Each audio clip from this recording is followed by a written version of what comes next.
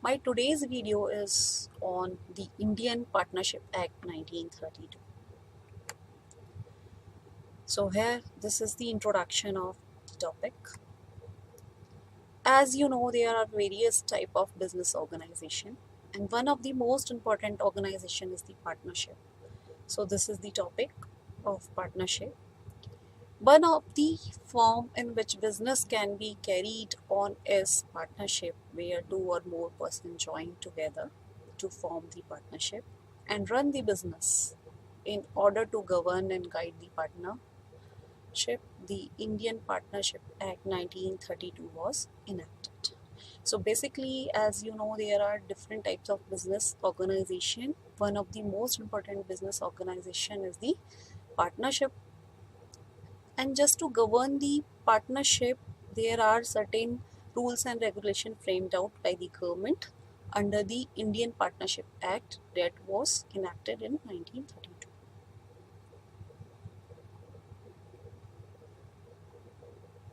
Indian Partnership Act 1932 is a central act, was passed by the Parliament. Earlier, Partnership Act was the part of the Indian Contract Act 1872. It was being separated in 1932. This act extended to whole of the India except state of Jammu and Kashmir. This act came into the force on 1st October 1932 except section 69, which came into the force on the first day of October 1933. So basically entire act was came into the force on 1st October 1932. Only the section 69, which came into the force after 1 year of its enactment. This act came into the force on 1st October 1932 except section 69, which came into the force on first day of the October 1932. So section 69 was came into the force after 1 year of its implications. So section 69 was about the non-registered firm. So whatever firm, partnership firm is not registered, so what are the different consequences applied over such kind of non-registered partnership firm? So here I would like to talk about the meaning and definition of partnership. Section 4 of the Partnership Act defines the term partnership as: partnership is the relation between two or more persons who have engaged to share the profit of a business carried on by all or any of them acting for all. So basically, partnership is the relation between or among the two or more partners or the person who want to share the profit by the business. So how we can conclude? We can say partnership is the name of legal relationship. It is a legal relationship between or among the person who have entered into the contract.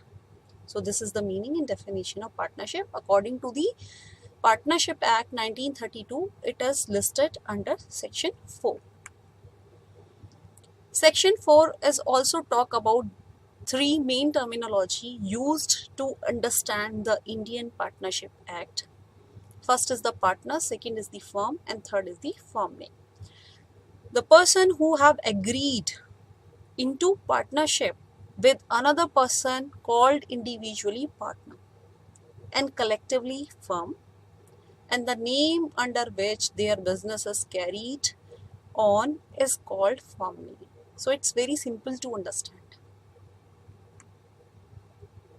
Now I would like to talk about the essential elements of the partnership. So what are the different elements of a partnership? First element, there should be two or more person. Yes, of course there should be two or more person just to make a partnership firm. A single person cannot make the partnership firm. Another important essential is an agreement. So there must be an agreement, valid agreement between two or more person. The motive of their partnership should be sharing of profit. They must share the profit between or among the partners.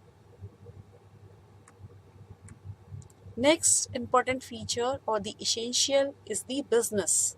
So business must be carried out by the partners. So that is the fourth and important essentials for being a partner. This is the last essential, mutual agency. Mutual agency is the last but most important element making the partnership valid. So basically, as you know, the contract of agency, what is the concept of agency? Mutual agency's concept is depend upon PAP. P-A-P, PAP. P understand for partner, A understand for agent, and P understand for principal. So any of the time or any of the partner of the organization, he may act as a principal or an agent or as partner. So every partner has to play these three roles in different situation at different time. So this is the mutual agency. I would like to talk more on mutual agency with the help of next slide. This is the meaning of mutual agency. See, basically it is the relationship of principal and agent among the partner.